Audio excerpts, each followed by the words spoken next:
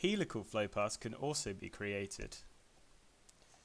To do this, I'll set a node to be my axis.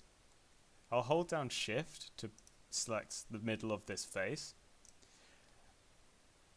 and I will use the flip node command within the edit node panel to ensure that the vector is going in the vertical direction.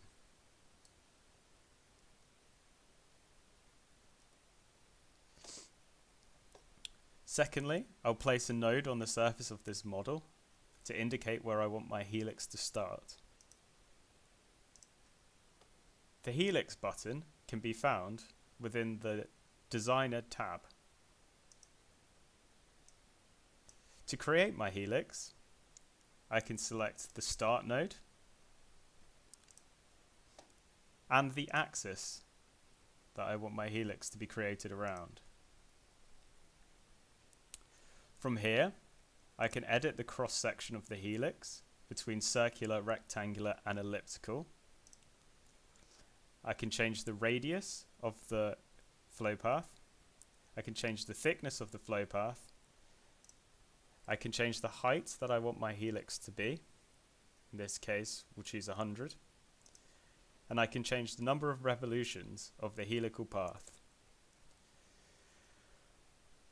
To confirm the helix, press the Create button.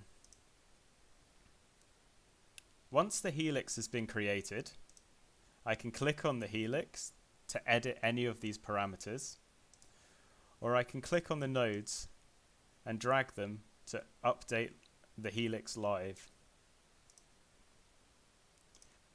As with normal flowpaths, the start and end nodes of the helix can be edited individually.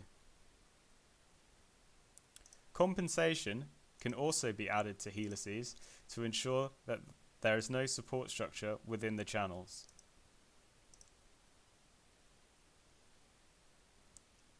Helices can be conformed to models by clicking the Conform to input field within the General tab and clicking the model that you want to conform to.